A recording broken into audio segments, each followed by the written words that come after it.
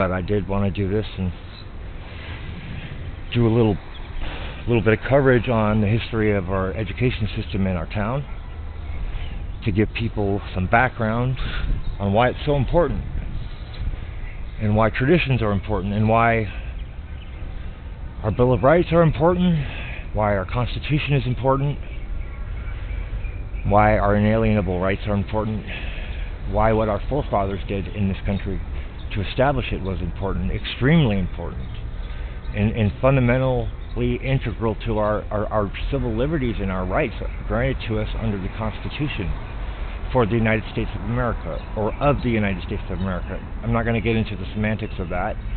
Everybody knows what we're talking about, so anywho, there it is. Las Vegas' very first high school, the oldest standing high school in town. So this is a little historical info about our education system, and a little bit of context on the background of education in our city. As the population of Las Vegas increased throughout the 1920s and the construction of Hoover Dam was assured, many saw the need for a new high school. Principal Maud Fraser overcame public criticism that the location was too far out of town, despite opposition. She led a successful bond measure to pay for the school. This noteworthy example of Art Deco architecture was completed in 1930 for $350,000. The new school reflected the growth and maturation of Las Vegas. The Las Vegas Academy now occupies the Las Vegas High School. The building is listed on the local and national register of historic places. Here's a postcard of this building, Las Vegas High School. Oh, that's really cool. That's like back in the day when they had to do everything by art instead of digital. That's really neat. Look at the detail there. Here's an aerial view from the 1930s of it. Wow, that's freaking incredible. That's it right there. Holy crap, that's a lot of growth in that amount of time. That's almost, well crap, that's 93 years ago. 93 years ago if you start with 1930 as your starting point. Wow. Look at how much everything's grown. And then we have Maud Fraser, longtime principal of Las Vegas High School.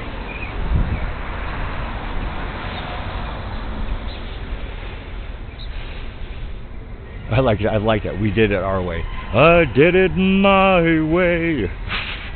There's a little Frank Sinatra, and if anybody knows any historical context on the background of Vegas, they'll get the reference as being referred to in the context of the Rat Pack, which is our historic. It's a lot of our history, folks. It's important. We remember these things. Las Vegas High School neighborhood. With the start of the Hoover Dam project in 1931, Las Vegas began to spread out in all directions. The area around the high school emerged as a significant residential neighborhood. Most of the single-family residences were built between 1928 and the beginning of World War II. The houses feature many different architectural styles, notably Tudor Revival, Mission, and Ranch. Many of the city's prominent citizens lived in the neighborhood in the 1930s.